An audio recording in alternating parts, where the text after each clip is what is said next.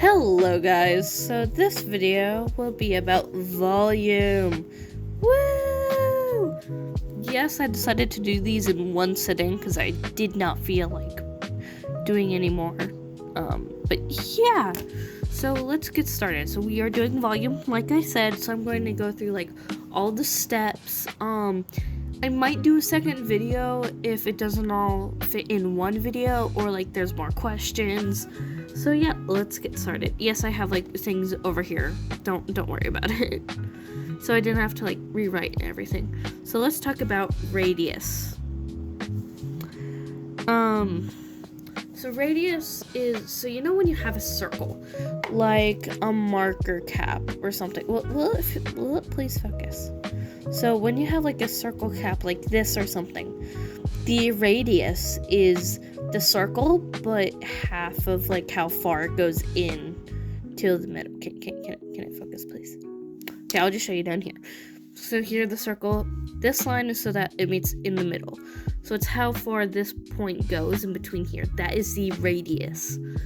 So most equations should give it to you, but some like teachers and stuff will not give it to you in the questions. So you have to find it. Now let me show you how to find it. So most of the time they will give you the diameter if they don't give you if they do not give you the radius. So the diameter is the full length here. So whatever the diameter is, it gets divided by 2 so that it cuts in half, so it's in this point here. So it gets divided. So yeah, that's how you get the diameter to the radius. Yeah. So let's talk about our first shape here. This is a cylinder. Yes, I know I only have 3 shapes, but it's okay. We're just going over these ones today. So the cylinder. So I'm going to explain something that I did not do on these other slides. So I'm just going to come back up to this first one up here. Ignore what it says with the volume. Ooh, I gotta find where that is. Okay. So a little thing you should know is pi. So pi would be it's very important when it comes to shapes. You use it in all the shapes I'm going to show today. Pi, which I drew like this mostly, is 3.14, so on and so on. Most equations will just ask you to do the pi symbol on a calculator. I will show you the calculator in a second. And it will show you 3.14 if it needs you to use exactly 3.14. So I will be right back with the actual calculator you might use in your class. Be right back. Alright, I am back. Oof, I was just running. So I got the calculator. Oh geez, that's big on here. So this is what the calculator looks like. Oof, why did I run? So this is what it looks like. So this button on the calculator is very important. It is the pi button. I will show you later with the equations how you put that into the calculator. So yeah, I just wanted to show you this because this is very important to know. It's this button right here. Okay, let's go back to this. Let me go back down to the cylinder. Now that I have talked about pi. So for the cylinder, this is the formula that you need. So for like to find the volume of it, it would be pi times the radius, and it will be squared. Or I don't know if that's squared. I don't know what they call it. But you will do the number 2 times whatever height it is. So I'm just going to make up a random number, like the radius. Oh, wait, why can I not? Oh, so like, let's say if the radius is like 6. And then the height is, how about like 10? Let's just use those as an example. So if you want to grab your calculator, I'll show you what you need to use. So in here, the first thing you want to do is look at the equation. You want to well, I'm going to hold off on showing you this. I'm going to show you this. So first off, what you want to do is do the pi. Like, I would recommend rewriting it, but you don't have to. So pi, don't mind the weird shape. And then you do 6 squared times 10. And then you put this in the calculator. So you would put pi. Most of the time, I don't put the times. I just put 6. Then this little button here makes it squared with the 2. Then what you got to do is this button over here at the times. And then let's do the 10. Boom, that's the equation. So if you do get something like this, what you want to do is come down here right underneath the plus button is these arrows. And it will change that into a decimal. So most of the time, teachers will want you to round to the nearest tenth, which is the first number after the decimal. So let's check. So this number would turn out to be 1,131, because this 9 would be rounded up by the 7 to make it 31. So yeah, so that would be what this would be. So sorry guys, when I was recording this, I did not realize that it turned sideways, so I am very so sorry about that. So let's go on to the cone shape.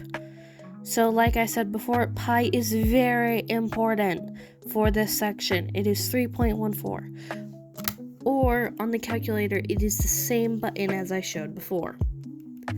So this is the formula. So since this one is a cone, we have to divide it, well, technically multiply it by 1/3.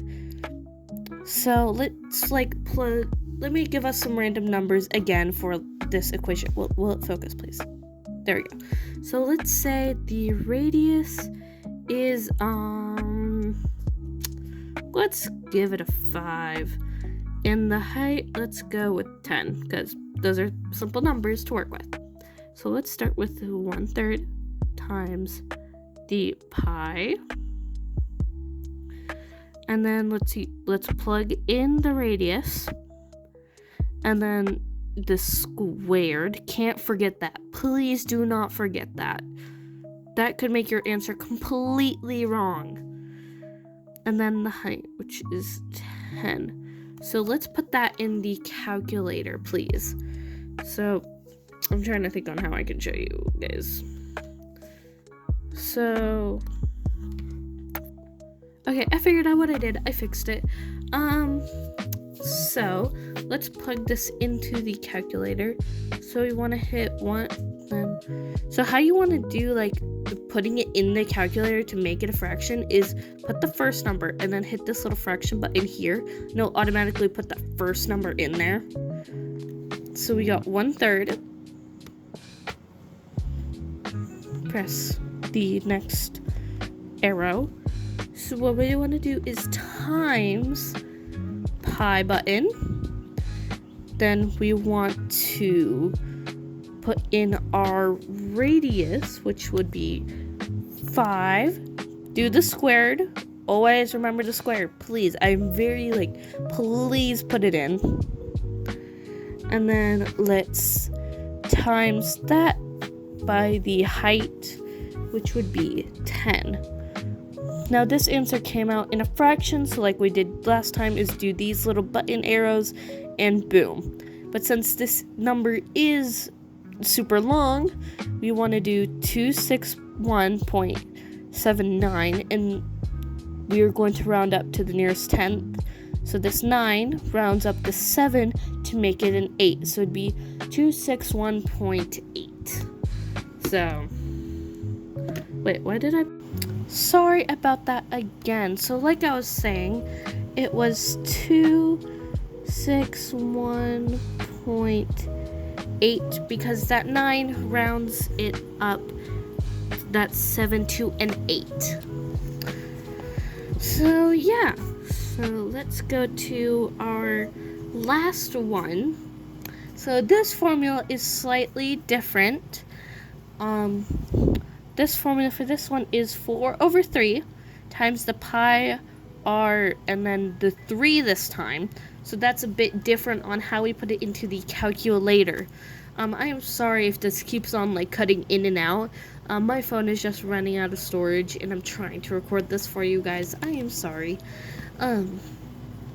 So let's start with how you put in, like how you put a 3 into there, because there's not just a button for that.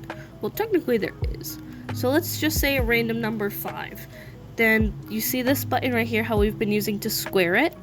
Well, instead of doing that, we do this up arrow right in between the pi and this one, which makes it a 3. And that's how you put it into the calculator. So let me delete this. Okay. So I'm going to do random numbers. So like for So for radius, let's do just 5. Because for some reason I'm choosing that number a lot today.